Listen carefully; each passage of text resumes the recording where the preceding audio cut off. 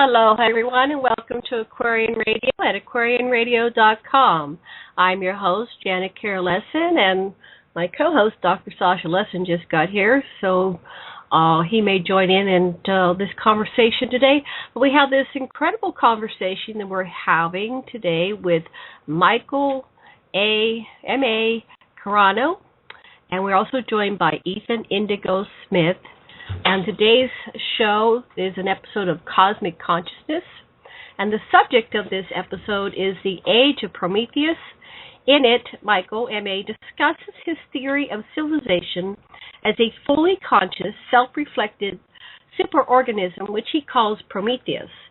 Prometheus is a system in which human beings are individual cells in the planetary corpus, and historical trends are intelligently organized and cybernetically directed through Prometheus's metabolic processes, which we experience as economic forces that incent action and reactions in the private sector. As a result, in an age where civilization itself is alive and conscious, capable of self-organization, government becomes an obsolete technology that is no longer relevant. Human history will be regulated and controlled internally, and the peace of human life will be maintained by Prometheus to the benefit of all mankind, in exactly the same way our bodies regulate our internal conditions to provide optimal life conditions for all cells in it to live happy, healthy life cycles. It is important to note that Prometheus here isn't a god, a titan, or an extraterrestrial. It's strictly a metaphor for a new kind of animal that synthesizes biology and technology. It's a fully natural phenomenon and isn't a paranormal event, but it is highly exotic. This is important to know because without me stating it, there's a possibility that listeners could mistake Prometheus for a paranormal event when Prometheus is simply a miracle of the natural world. So that's a lot. Let me pull on our special guest. We're going to begin the format today. We're going to begin with Michael telling us a little bit about his concept, and he's going to introduce some things and take a breath, and Ethan and Sasha and I will ask some questions to clarify. We're going to play the role of the audience to see if we can break this down, because I love Michael. Michael is so brilliant, he makes my head hurt. So I invite Ethan to come on, and here Sasha came back. So first of all, let me pull everybody on. Michael, could you just give me a little check and see if your mic is working? Say hello to our audience. Hi, Janet. I hear you fine. I hear you fine. Excellent. And Ethan, are you there? Peace on earth. Peace on earth. Peace on earth. Okay. And Sasha, roll call. Sharing's the incipient. Okay. Nobody can call me now. Okay. So, Michael, that was quite a description. Could you please break that down for us and explain to us your new concept here? Which actually kind of sounds like the movie Her and Lucy, if anybody's been to the movies lately, or a variation on those themes. Go ahead. Well, let me just give a little bit of background information. For listeners who are just tuning in, I'm an experimental philosopher and systems consultant. I'm living and working out of the greater Yale-New Haven area of Connecticut as the senior intelligence analyst and vice president of an organization that I've called Avatar Paradigms. And essentially, we're a for-profit organization whose mission is to bring the message of holism, of synergy, and conscious evolution to the homes, the university campuses, and corporate boardrooms throughout the United States. That's what it is that we do. So I just wanted to basically establish who it is that I am so that people could understand why I'm qualified to address the topic. Now, anybody who's familiar to the epoch in which we're growing up, they certainly understand that this is an age of crises. Ayn Rand identified it as an age of moral crisis particularly, but I don't necessarily think that she was really tuned into the crux of the situation. Now, everywhere we look, it's obvious that we are besieged by problems in all different dimensions, on all different sides, and on all different fronts. We have war, there's disease, there's ecological meltdowns, there's global financial collapses, there's poverty, there's genocide, there's overpopulations, there's mass extinctions. And you know what? Marvin Gaye asked the question. He wanted to know what was going on, because this is no new phenomena. This has been happening as basically the leitmotif of the 20th century, and it's just basically carried its trajectory into the 21st. So Now we have the Ferguson riots, which are taking place. People are up in arms all about that. At the same time, we're waging war. Well, not ourselves, but Israel is waging war against the Palestinians in Gaza. You have all this turmoil. You have all this chaos. People don't understand that there's a larger pattern behind that, and that's where Prometheus comes in. Prometheus is just simply a larger concept that weaves together, orchestrates, and synthesizes a wide variety of phenomena that seem to basically be clashing and chaotically intermingling at a level where a pattern seems to be just absent from it. And I've originally conceived of the concept of Prometheus as a way to make sense of the natural world and the chaos of civilization. So is Prometheus like the morphogenic field or something? Is it something that's tangible, touchable? Okay, well, morphogenetic fields, in the event that your listeners aren't familiar with the concept, it's a biological field of electromagnetic interactions that was first discovered by Rupert Sheldrake. And Prometheus doesn't really have any sort of relationship with a morphogenetic field insofar as I can tell. But what Prometheus is could probably best be summarized with a metaphor. So let's start off with the metaphor of the horned caterpillar. And the horned caterpillar is a central garden variety pest. And you know what? Anybody who's worked in a garden, who's into holistic health and alternative medicine and growing natural organic foods, knows that if they have tomato plants, sometimes it's not uncommon for them to wake up the next morning after planting a crop and then to find that other aspects of their crop have been decimated by some type of insect which has devoured all the leaves off of their tomato plants. Now, this organism, this caterpillar, has the capacity to consume several times its body mass in terms of food. And it's just a voracious eater, devours all the foliage in its path. Now what happens is that it consumes resources so much that its body and its metabolic processes literally grow more corpulent, and it's forced to molt, and it just bursts out of its skin when its skin is basically desiccated and it's getting ready to just dry off and should be shed. So it goes through this caterpillar. It will consume everything in the garden, and it will go through several molting processes. Now what happens is that contained in this caterpillar are different kinds of cells. They're called imaginal buds or imaginal cells, and they have a different DNA sequence than the rest of the caterpillar, and they're dormant. And as the caterpillar is going through its eating process and its molting processes, its immune response is normally powerful enough to suppress the expression of this alternate code of DNA that's inside of it, which is contained in these imaginal cells. However, as it continues to eat and its body grows more corpulent because of the mass it puts on, its metabolism slows and it acquires a kind of metabolic shock. And when its metabolism slows down, its immune response weakens because it becomes dispersed and distributed throughout the mass of the entire organism, and it becomes diluted. Now, when that happens, these imaginal buds are no longer suppressed by the immune response. They begin to proliferate and they begin to multiply rapidly. And the body inside the caterpillar initially kind of detects it as a form of cancer. It's not, though, but the body sort of recognizes it similar to that, and it tries to suppress it. Now, at this particular point, that's when the caterpillar ceases to molt, it ceases to eat, and it weaves itself a chrysalis, and it heads into the chrysalis where it remains. Now, a lot of people aren't particularly aware of it, but the caterpillar actually dies. It's not the same animal that comes out of it. When the caterpillar is in the chrysalis, the imaginal buds go to war with the remaining cells in the organism, and the body of the entire organism deteriorates and breaks down into a kind of nutrient soup, where all the resources that it devoured and turned into nutrients are available as stocks from which these imaginal buds can absorb, metabolize, and resynthesize a new body out of. So you have these imaginal buds. They link together. They exchange they exchange nutrients and exchange information, and they reunite and recoagulate out of the dead body of the caterpillar, and they reassemble in the chrysalis to form a butterfly. And the butterfly hatches out of it, and that's where butterflies come from. So literally it's a death and it's a resurrection, and it's one that occurs inherently and naturally in the natural universe. Now, what a lot of people don't really understand is that civilization in and of itself, as we're currently living it, seems to be going through a similar kind of process as that, and that's where Prometheus comes in.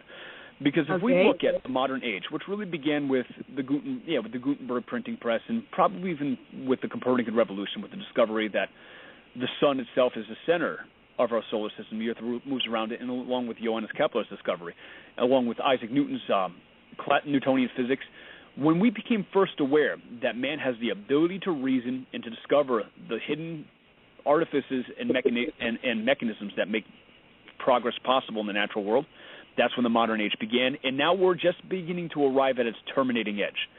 And technology began. It lifted us out of the swamp. We're progressing closer towards the stars as a result of it.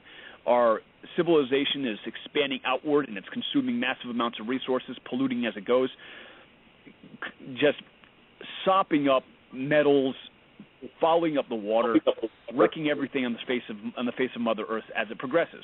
And if you could watch this from space, you'd see that civilization spreads across the Earth in the pattern of a mold, and only it's a bioluminescent mold. It emits electricity. And once civilization again reaches its annihilating edge, which it's just primed to do so right about now, in precisely the same way that the caterpillar heads into a chrysalis, so too is our civilization primed to head into a chrysalis after several molting sessions. And our civilization has already had several molting sessions. Two primary ones, which we're massively aware of, were World War I and World War II, where the old guard of human civilization was jettisoned, and we went into new world orders at each individual interval. Likewise, there's going to eventually probably come to a point to which there's no more molting sessions to which we can move in. And I think we're right at about that point. It's at that point that to which the civilizational system that we have is breaking down. There's going to be chaos. There's going to be anarchy. There's going to be widespread havoc. There's going to be conflict. There'll be wars all over the world.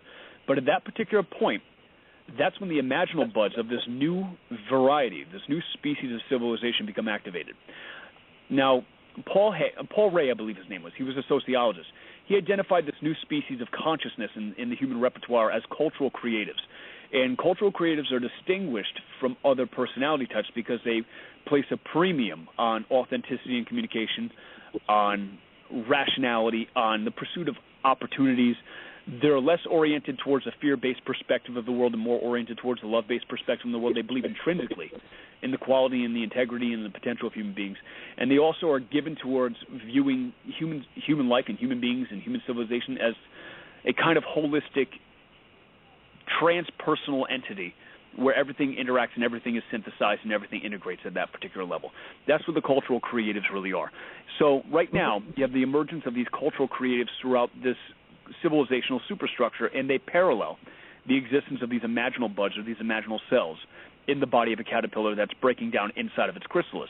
And now, because of the World Wide Web and because of the noosphere is the sphere of information that envelops the Earth as the cybernetic matrix of the internet, you could say. They're exchanging information, they're exchanging memes, they're constellating, they're crystallizing, they're forming a new body that's directly competing with the New World Order. And the new body that they're forming creates the template for a new type of civilizational structure that we call Prometheus. And that's pretty much what Prometheus is. Prometheus is when these cultural creatives help to facilitate the breaking down of the old guard of our old civilization and our old world order, and furbish not a new world order, but a direct competing alternative to the New World Order, that one that the New World Order simply couldn't prognosticate or didn't have the resources to anticipate. That's what the cultural creatives are doing. That's where we are right now. That's what's the cause of why there's so much chaos and turmoil in the world. Our civilization is breaking down because there's a conflict between the cultural creatives and the old guard of the old institutions. The police, the military, those are the immunoresponse of Prometheus. We exist in a gigantic, planet-wide, neo-biological superorganism. And like I said, police, military, those are the immunoresponse. They're trying to crush and to repress the expression of the imaginal buds of the cultural creatives. We'll call them Prometheans from this point forward. Trying to repress the Promethean expression of a new paradigm and a new way of being that could overtake this system of war and of violence and create literally a utopia for us. So that's the direction where we're heading. That's exactly what Prometheus is. It's a neo-biological superorganism that is in the tradition of Gregory Stopp's Metaman, but a little bit more advanced than that. It takes into consideration other different disciplines that need to be discussed, and we'll get into that down the line with the conversation. But that's really what's going on. We live in an age to which civilization is alive, civilization is its own conscious entity, and it's organizing human affairs in the forms of market forces towards our benefit. And the chaos that we're seeing right now comes from the old guard trying to fight this process. It's a losing battle they can't win. Okay. Ethan, do you have any feedback or questions? Well, yeah, I mean, a lot of that's all. I definitely love the theory. It's Gaia theory extrapolated into consciousness, kind of. As ignorant as that may be, and I love it. And I think all is spiritual first, and so it's a good way to look at things in the sense that the authorities are just acting out, as little cells of the macrocosm. On a spiritual level, that I'm sure there's actually a bunch of different spiritual theological constructs of what is put together there. But it reminds me directly of a really powerful mantra, and actually I hesitate to call it a mantra because it's the mantra of Tibet. And Tibet is one of the only countries formerly I'm aware of that ever passed down power via reincarnation. And so all other government constructs had oligarchies and monarchies and so on that were usually heritage-based, right? And so Tibet actually had we see and hear the 14th Dalai Lama right now. Well, he's the 14th reincarnate of this leader of Tibet. And something that you said is actually pretty trenchant and remarkable in terms of the insight, because you did catch on to the fact that it is a variation of the Gaia hypothesis by James Lovelock. So if in the event people aren't familiar with the Gaia hypothesis, James Lovelock is an ecologist and a biologist who was hired by NASA to help them expedite the search for living organisms and life out on other planets other than the world. And he was the one who really came up with the idea that all you'd have to really do is to look for the ratio of organic gases in the atmosphere and see what type of homeostasis they maintain, because life has a particular homeostatic signature. And he said we didn't need to even travel there. All we'd have to simply do is look at these planets, look at the ratios of the gases, and we would know whether or not life was there. And from that insight, he developed the idea of the Earth with all of its rainforests, its oceans, its flora and its fauna synthesized as a gigantic planetary superorganism. Now, Gaia in Greek mythology is the mother of the Titan Prometheus. Mm-hmm. And cool. That's essentially how they relate. Dope. You have Gaia, you have planet Gaia in this particular case, who gave birth to this civilizational superorganism that in essence acts as the enlightened consciousness of the planet. So what it does is it synthesizes human beings cybernetically with machines, integrates them technologically into a hive mind or a global brain, which was first really articulated and made cogent by Pierre Teilhard de Chardin. He was a Jesuit paleontologist, and again, he developed the idea of the noosphere, or a sphere of information that envelops and weaves all sentient life, and more particularly all intelligent life on the Earth. He wrote about this theory in his text, The Phenomena of Man. He's the first person who really developed that. But that's essentially what Prometheus is. It's the nervous system that contains the noosphere, and it's a hive mind that consists of all the intelligences of all separate human intelligences, and it's fabricated again from the entire complex of all memes that we've thus far created. And it directs and it develops human forces as it sees fit. As a matter of fact, let's say for sake of argument we're looking at the earthquake in Fukushima. When the earthquake happened in Fukushima a couple of years ago, there was immediate public outpouring, and resources were sent directly to the Fukushima site in order to begin rebuilding the place, in order to begin stopping the flow of radiation. And this is similar to what happens that if you get a massive cut on your body immediately begins sending blood platelets there to stop up the flow of blood, to stanch the flow of blood. We saw that same exact type of biological response coming from the civilizational level when Fukushima happened. And again, that's because it came from a highly integrated technological and biological economy where everything was synthesized and unified into that type of matrix. But we didn't get the same type of response when it happened, I want to say, in Indonesia after Christmas. I think it was in 2005. After the tsunami wiped out the coast of Indonesia, it took a long time for reserves to get there. Why? The reason being is because Indonesia has a much lower order of complexity in terms of its integration into the Promethean body. And as a result, it's kind of like getting your toenail trimmed. There's no need to heal it.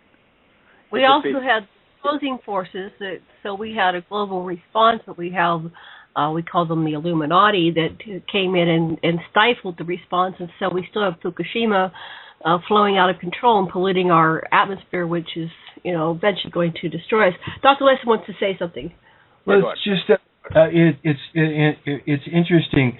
Rather than to totally dichotomize between those who are greedy and those who are generous, I find it somewhat useful to look at the people that are doing what we find really difficult and say, well, what do they really need? Maybe they need respect or justice or opportunities, and rather than just diss them, and because in a way it could be useful to be able to embrace both the cooperative and the competitive, and to, when I was in Fiji, we would have the two sides of the district have a race to see who could put their half of the district house up first, and the winner would get to have a party that the losers, but the result was the district house had a new roof. And so that's the kind of thing you can take the impulse, I think, to compete violently and turn it into a person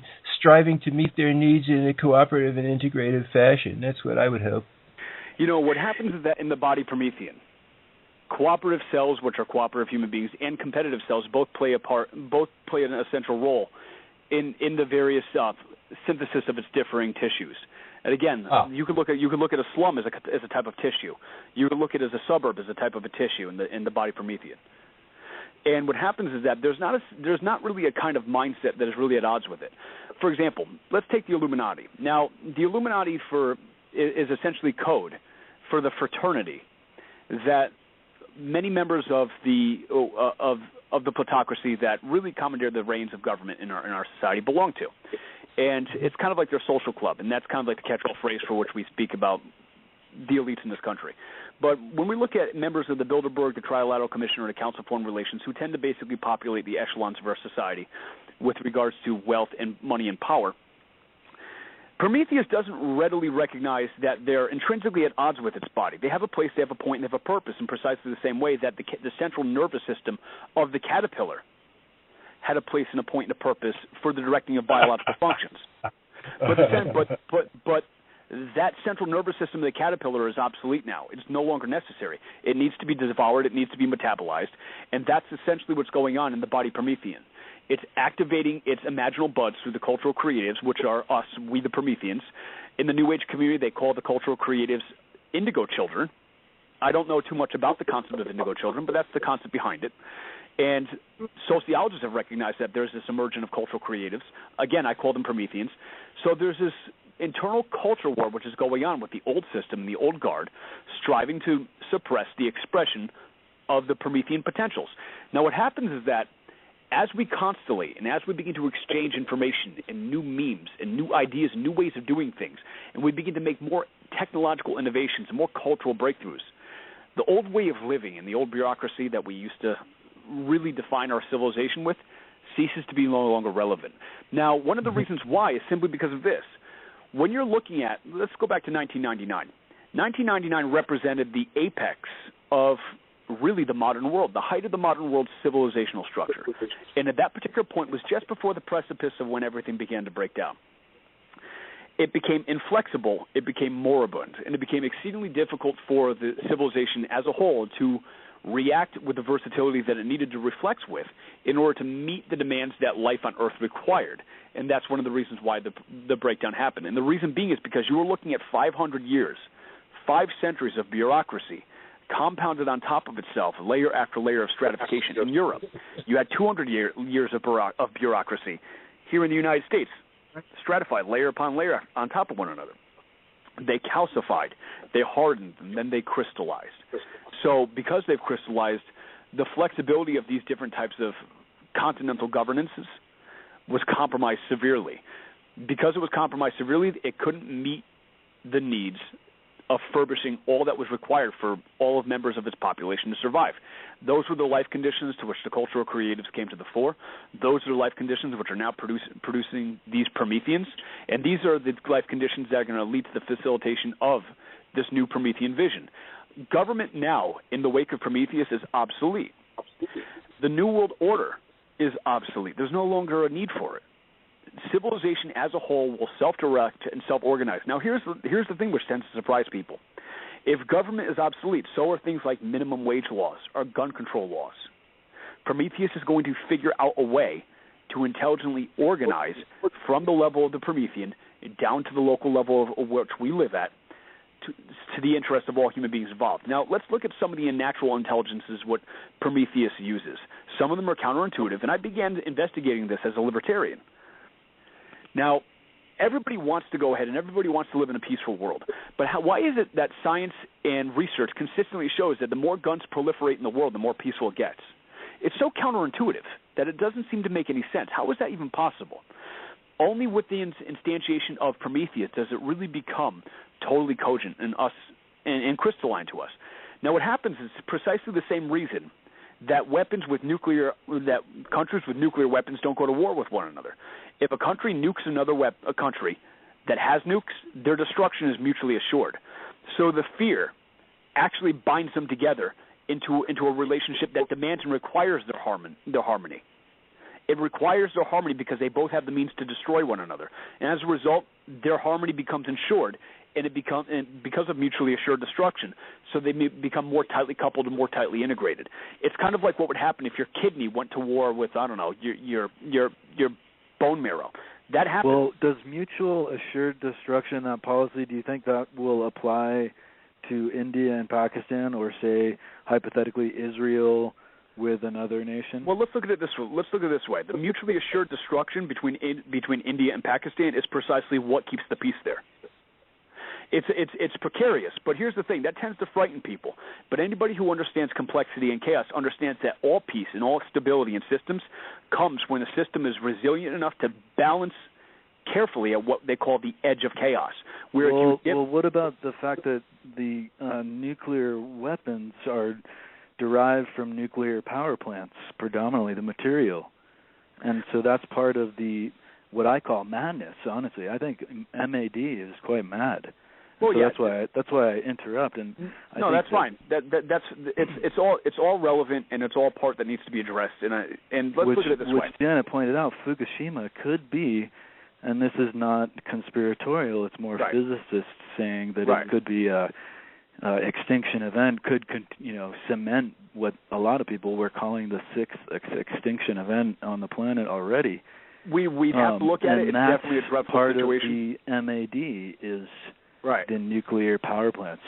Yeah, we definitely have to take a close look at that and monitor that. We may be killing ourselves with MAD, whether we launch missiles or not. Right. Well, mutually assured destruction does have a madness to it, but that's one of the reasons why it tends to work. Nature doesn't function on human logic, and nature is not obligated to make sense to us. Like anybody who's familiar with quantum mechanics and wave-particle duality and non-locality, they understand that nature has no obligation, the universe has no obligation to be sensible to us. Now, in this particular case, this is one of those situations in nature which we find to be completely and totally counterintuitive, but it just incidentally happens to be the case. Mutually assured destruction between organisms actually ensures the peace between them simultaneously. But guns, I think it's just a questionable comparison because people shoot each other all the time. Well, let's look at it. Like the reason, like there's not more, maybe and there's not more robberies is because the person might be armed, but there's still people murdering each other, shooting each other. Absolutely. Now here's we're just almost waiting for the people to start shooting. I mean, uranium weapons, depleted uranium has been used in Europe and Iraq, and so that's arguably nuclear war, which is mad in itself. Well, let's back up for a split second so I can address the issue of weapons. Now, one of the reasons why the proliferation of small arms throughout the world would actually help to ensure the safety of the body Promethean is for the same reason that the proliferation of white blood cells throughout the entirety of the body will help to fight off infection. It's the same exact concept. You don't want white blood cells localized and bound up in privileged capillaries while others are just completely and totally prone to whatever type of hostilities might sweep their way. What happens is that a distribution of the ability for organisms to defend themselves throughout the entire body of Prometheus enhances the versatility, enhances the flexibility. So in that particular sense, from a Promethean perspective, the control of arms no longer is a sensible solution. I'll give you an example of it, and it's just simple, the logic of it. You cannot protect a people and you cannot defend a people by making people incapable of protecting or defending themselves. By depriving people of their ability to bear arms, you don't protect them. You're depriving them of their ability to protect themselves. So there's a contradiction in terms which is built right there in the foundation of it. I totally agree with that. And I'm just saying that nuclear experimentation actually takes away all animals' potential for self-defense. Ours included. Yeah. It does. Now, and so that it's literally that gets back. Let me answer that because I know what you're saying. Pale. It's beyond the pale of its destructive nature that it takes away. You got a gun? Doesn't matter. You have good intent? Doesn't matter. Here's the solution. Here's the Promethean solution to the problem of nuclear weapons. It's not to ban them because you can't. It's to make them irrelevant.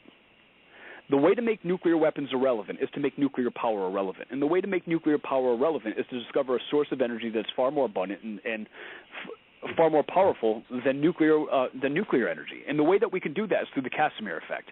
Now, if we had plates, like if we had metallic plates and we could put them parallel to one another, and we could close the gap between them to which the space between them was literally smaller than the width of an atom. And if these plates were sufficiently sensitive, what would happen is that they would wiggle and they'd wobble because of the Casimir effect, because of the zero-point field energy which is radiating and causing electrodynamic energies to be picked up by the conductors and semiconductors. Is the zero-point effect, is that from the Big Bang? Well, I don't believe in the Big Bang anymore, but because there's a lot of new science that's come out in the last 3 years that really throws problems. It really throws the Big Bang into a downward spiral in terms of its theoretical ability to predict.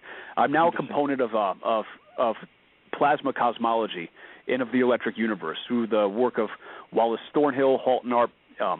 That's, if anybody's interested in that, if you want to hear a provocative version of cosmology that makes the Big Bang look stupid, look into plasma cosmology. It's super important for people to understand that. What is the Casimir effect from? Is that? It's quantum mechanics.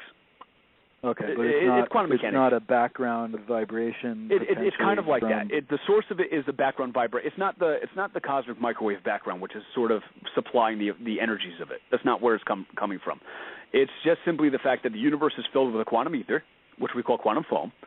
It uses Poincare resonances and cymatics to structure and to articulate phenomena, and that's really sort of the origin of it. Now, what happens is that it's ceaseless. It never stops moving. It never stops fluctuating, and when you go ahead, if you get anything which is sufficiently sensitive, the zero-point field in these quantum fluctuations can create unlimited energy. Now, 1 cubic centimeter of the zero-point field is equal to 1 trillion Hiroshima blasts, if you could tap into that. So the problem with nuclear proliferation is solved simply by learning how to harness the Casimir effect, create superconductors, and there's no need to have nuclear proliferation or to be enriching uranium. It just becomes irrelevant. Right. So with Prometheus, well, I love the idea of. I love that idea, but I think that with the nuclear power plants, especially just the case of Fukushima, right? We need to put out the fire. You know what I mean? And so to find a replacement, you don't find a replacement to the fire. You got to put out the fire. I mean, obviously, this idea. I love what you're saying about the quantum ether and quantum foam. I'm just bringing the point that we already have this fire going. That is the fire experimentation. So here's what happens. Let me interject. We've had the replacement since Tesla, 100 years ago. Our current powers that be are not allowing these alternative energy systems to be put into place. In fact, there was a recent report that there's a huge pyramid in the Arctic, and there's another one in the Antarctic. The one in the Arctic is still alive and functioning, and it could power all of Canada. And the government's aware of that, or whoever they are, the powers that be, and they will not let these alternative systems to come into play. So I'm not familiar with that cumulative since Sodom and Gomorrah that's in the atmosphere and it's killing humanity and killing all the life. Does Gaia, is she fine without us, or is she going to bring us along? There's a lot of ideas that I was just introduced to with what's going on with Antarctica, which I don't really know anything about. I'd have to do some background research before I can make any sort of intelligent commentary on that. But I wanted to go ahead. I wanted to address the concept of what he was talking about with Fukushima and why that's important. And why. That's the question. Let me go ahead. Okay. Yeah. So Janet forwarded something which is important. She said that the powers that be are striving to do whatever it is that they can to not relinquish their control and by not let these technologies out. That's true. Yeah. But here's what happens in a system which is incredibly complex. Wide-moving problems as well as wide-moving solutions travel through networks, and they tend to route around any type of centralized authority or anything that attempts to control the flow of information and resources. So Prometheus is becoming so integrated, so thoroughly enmeshed with other aspects of itself that whatever hubs of control that they think they occupy are no longer relevant, because information, stocks, market forces, goods and distributed arms, anything to that effect, are simply routing around these hubs. They're going around, they're finding alternate ways. And that's one of the things which Prometheus does. Prometheus says, if you're going to try to obstruct the flow of information and energy through my body, I'm going to systematically eliminate you like a cancer. And that's exactly what's going on. So you have the Trilateral Commission as a tumor. You have the Council on Foreign Relations as a tumor. You have the Bilderberg Group as a tumor. You have the Bank of International Settlements. It's a tumor. You have the Federal Reserve System. It's a tumor. You have Congress. It's a tumor. You have the Senate. It's a tumor. You have the entire American political structure. It's a tumor. You have all these old world. You have all these old world civilizational structures which are established, but they're tumors in the body of the caterpillar. They're not tumors in the body of something that's emerging. Prometheus is at the transitional point to which it's metabolizing the body of the caterpillar, breaking it down into a resource sludge, which is going to be, we don't really want to call it a zombie apocalypse because that's laughable, but there's going to be some type of catastrophic event to which the resources of our environment are made widely available at the expense of the destruction of the old guard. Something similar to that is happening. Much of that has already happened. I'll give you an example of this right now. Look at the Arab Spring, which took place in the Middle East 2 years ago. The old guard just suddenly imploded in on itself, and suddenly you had all these cultural creatives rising to the fore, demanding representation from their governments and demanding autonomy and demanding rights. That's never even happened before. But that's something that's happening right now because the flow of freedom and information can't be stopped once Prometheus becomes fully enmeshed and fully articulated. It can't be impeded, it can't be obstructed, and anything that stands in the way is going to get identified by its immune response and taken out as a cancer or as an infection. The immune response of the old guard is the police, it is the military, it is the National Guard, it's the Navy, it's that aspect and that element of that faction of civilization. But the immune response of the cultural creatives, of the Prometheans, is a totally different kind of immune response. It's more fast, it's faster, it's more flexible, it's more versatile, it's more technologically savvy, it's more spiritual. The immune response is WikiLeaks. Our immune response is Facebook. Our immune response is the spread of information, the spread of knowledge. Our immune response spreads information throughout the nervous system of Prometheus that inspires us and mobilizes us at the level of individuals to take action. And when we're inspired and mobilized to take action at the level of our personal lives, that's how Prometheus motivates us to act. It sends information to us, which is its efferent and afferent aspects of its nervous system. We respond to it. We get the message, and then we're motivated to act. And from the entire synergy of all of us operating at the level of individuals, we converge, unite, and out from this convergence emerges the body of Prometheus. And the body of Prometheus, over time, will become more cybernetically enmeshed and entangled with the body of Gaia.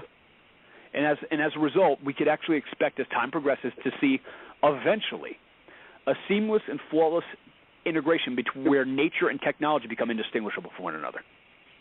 It's going to be like something out of a Star Wars movie, or even better yet, something out of Star Trek. We're heading towards a utopia, and anything that's going to stand in the way is just simply going to be metabolized. That's just where we're going. So I started off.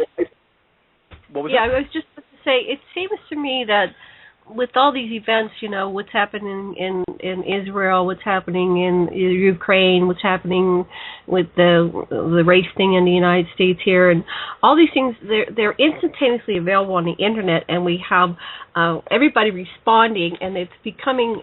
It becomes ridiculous. It's at the point like, well, this can't be real, and people are responding to it, so that's what to me that's what it seems like what you're saying. Yeah, it's like before the world was isolated.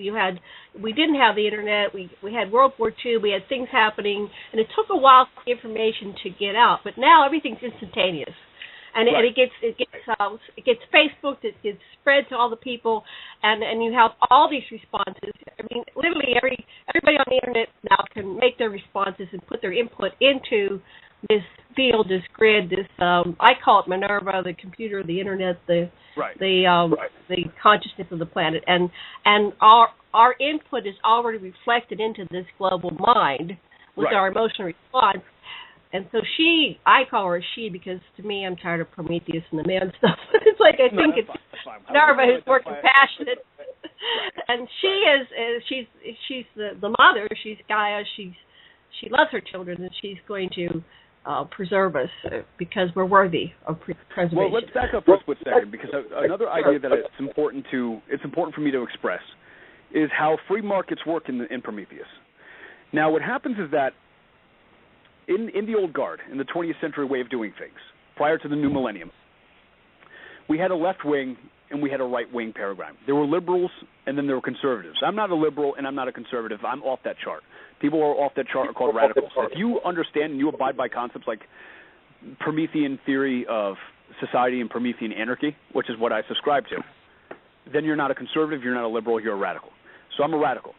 Now, from my point of view, being a Promethean anarchist, from the libertarian tradition, liberalism and conservatism in the United States aren't really wings so much as a top and bottom jaw.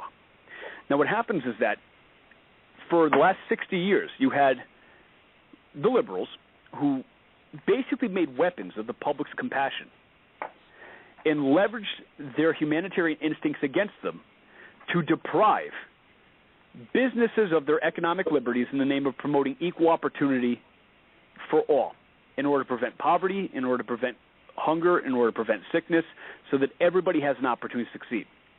Now, what happens is that when the liberal ideology ceases to work, then the public gets incensed. They're furious. They vote in a conservative. Now, the conservative comes in and finishes off exactly what the liberals basically started. The liberals were intent on stripping away economic liberties, but the conservatives were intent on stripping away civil liberties.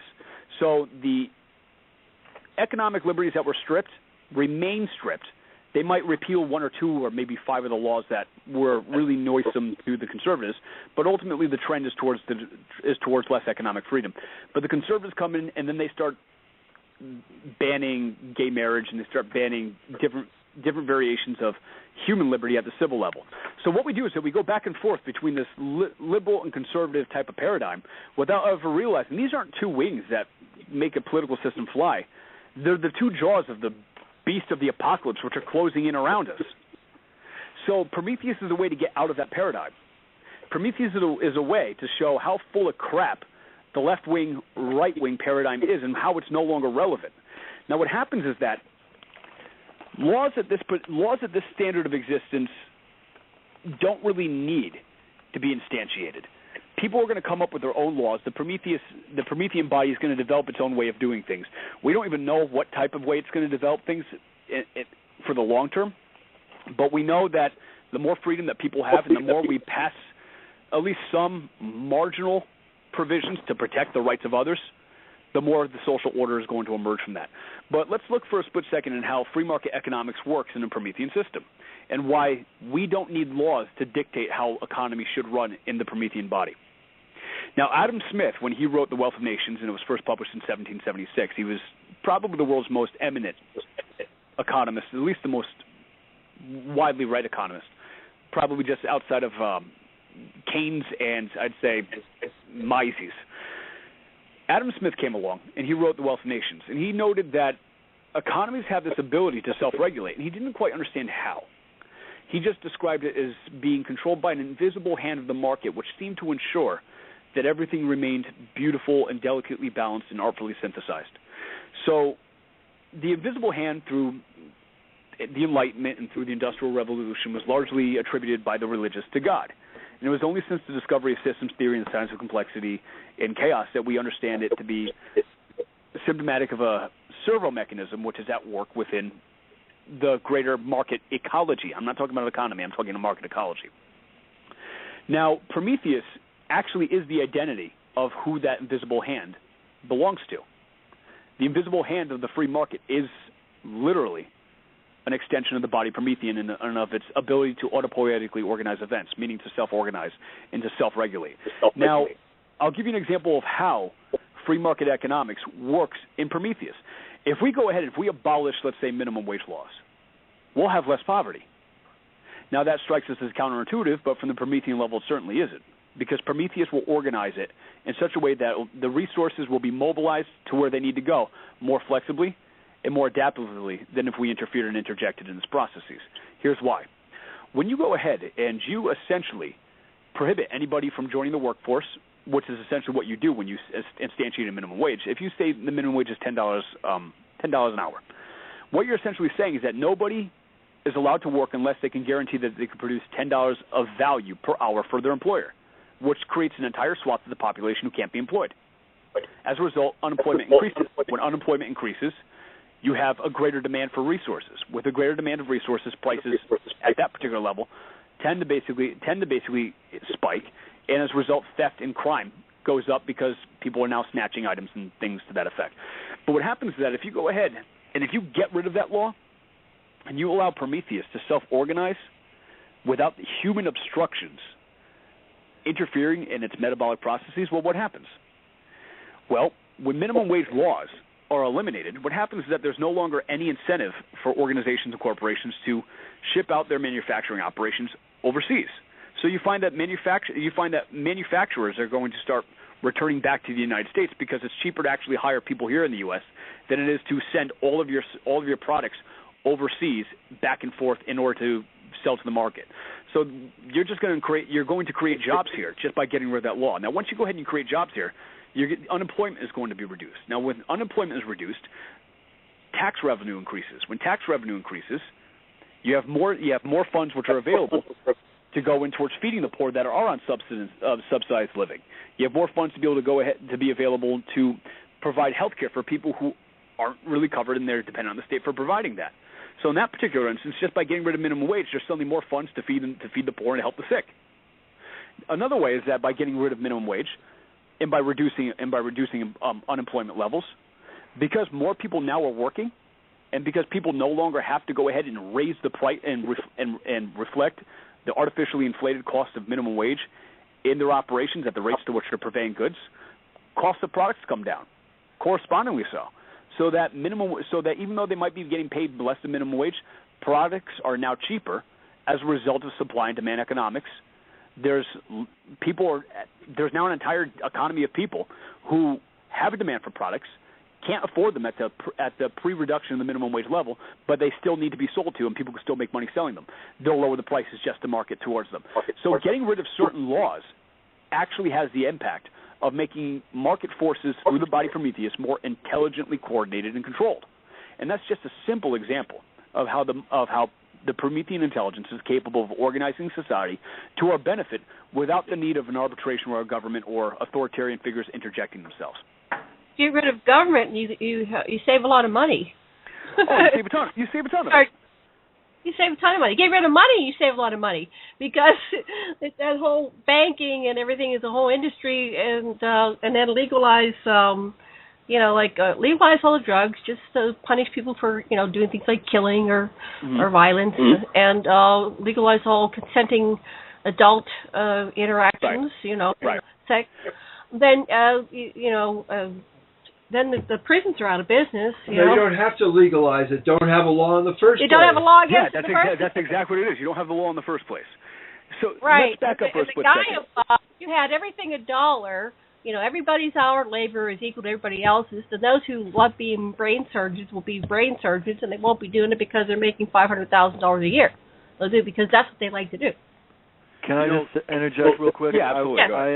I have to go to teach a Tai Chi class in 5 wonderful. minutes.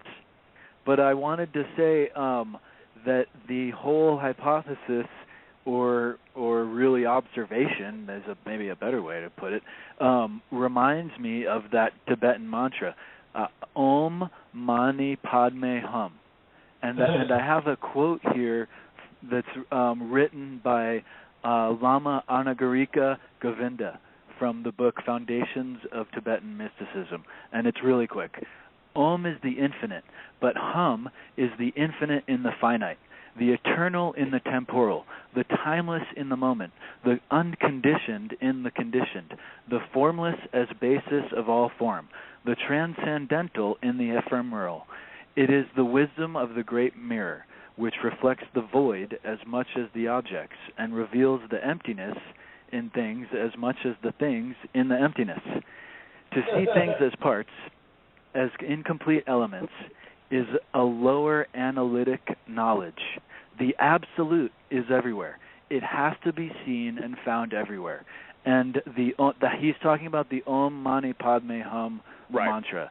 And it reminds me, this Buddhist lesson, of exactly the Prometheus Gaia consciousness understanding that you're putting forth. Right. You know, you're on track with it, because it definitely is a holistic type of approach to the problem of economics and to the problem of synthesizing economics. Now, if we could only get people to meditate. Well, I meditate daily. Well, I know. I'm just saying, if we could only get people to meditate, maybe we would be able to differentiate individuals and institutions, which is really, I don't see black and white so much as I see police officer of the state and a kid, as far as like the latest divide and conquer situation that we spoke of in Missouri before. Let me just put this out there, because in 2013 I had what people will call the Enlightenment experience, but I had it at the transitory level of Sabbakapa Samadhi.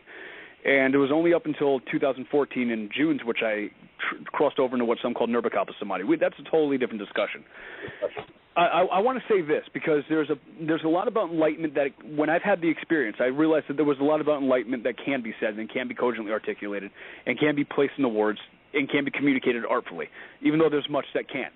And I wanted to say something about dualism as it pertains to holism. A rejection of dualism is itself dualistic. Yeah, that's all I wanted to say. Well, it's you know what? I think when we look at the greater scheme of the cosmos, we realize the oneness.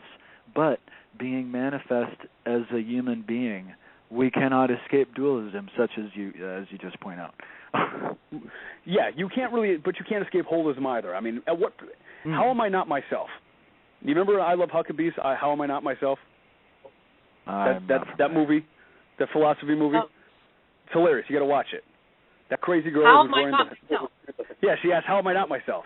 Well, the question comes, which is an extension of that: how am I not already present? Right. How are you not already present?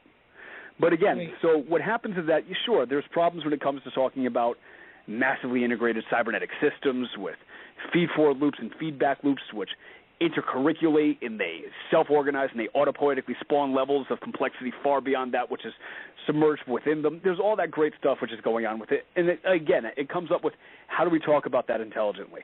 And you know what, you're right. There's a lot that really can't be said about it, but there's a lot that can be said about it. And dualism has a place, it has a purpose, it has a value. It doesn't have an infinite value, but it certainly has a temporal value as a finite thing for talking about finite things in a finite world. Can I mention I wrote a book called The Matrix of Four, The Philosophy of the Duality of Polarity. And nice. I kind of use, mathematics is all set up on duality, right. Multiplication and division, right. Addition and subtraction, and so on. But I wish I could stay and listen and talk more. I just we're going to run out of time anyway. We'll do this again another time. So, already? Pardon? Wow, that was fast.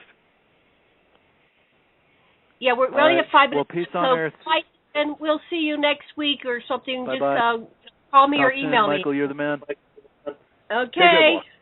this. Say something. It's just Preacher Gene had a sort of a model for all systems that since energy running through any system is variant, there's perturbations or disturbances in how it functions, and these are either damped down or the thing explodes into a higher level of organization, and so.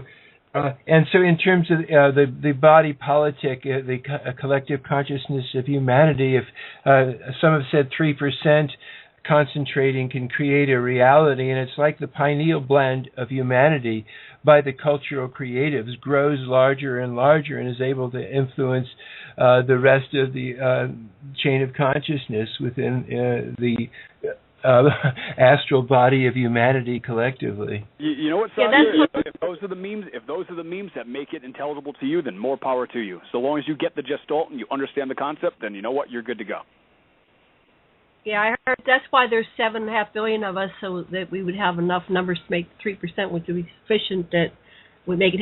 We had to reach the 7.5 billion level to have enough numbers to actually make this actualize in this time in the continuum. Right. So that's like with the imaginable buds in the cell in the body of the caterpillar. Exactly. And the other thing, one of the interesting things I was just sharing on NPR today was this idea of sharing resources, like and how much more efficient it really is using the internet to say, well, I'm not using my car. As a matter of fact, I'll buy 4 or 5 cars and not use them so that I can. It leads to a really rational system of the flow of supply and demand. So I really like what you're saying. Good. Well, that's the thing. You know, the Promethean intelligence is vastly more sophisticated than anything we can conceive or we were even able to preconceive. And part and parcel of it means that in order for us to reap the maximum benefit of it, it does require at some level we cultivate a faith in chaos, a faith in that concealed behind the facade of disorder is a deeper sublimating layer of order. And behind that, a deeper disorder. And beyond that, an even deeper level of order. Back and forth all the way through infinity. And that's really what ultimately it asks of us. To understand that nature has an intelligence that not always are we capable of comprehending. It appears to us to be chaotic at times. But we need to have a faith in nature's intelligence, because without that faith, living a stable life simply isn't possible. You know, one of the ways to look at it is, out of whatever situation it comes down, what is the learning, and what is the silver lining, and how is this? If this was designed for the growth of your consciousness, what would it be telling you now? Well, the idea that Prometheus interconnects us consciously isn't so much of an idea as it is really an idea conjunct with a reality. Prometheus is an aspect of our own consciousness. It's the external hardware of our superconsciousness. The internet is the external hardware of your superconscious mind. Your superconscious mind is the field of energy and information that envelops this planet at the level of the charged electromagnetic spectrum. And information is encoded in it and woven into it. And not all of it is accessible to us, but certain elements of it are accessible to us through the internet, because it filters out that data, and we are the eyes and ears of that component of the global hardware for the nervous system of Prometheus. So we are connected to one another literally in a conscious way through the internet. It's a cybernetic extension of our brains. When you're chatting with somebody online, it's analogous to two different neurons within a brain sending efferent and afferent messages to one another through the central nervous system. Other neurons that intermediate and intercede and interact with that information, they're an extended component of those two neurons' mind. And because they're an extended component, they're just as much of a component of the mind that is intrinsic in those individual neurons. And cells do have a certain degree of consciousness. See the work of David Chalmers if you're interested in that. But yeah, that's it.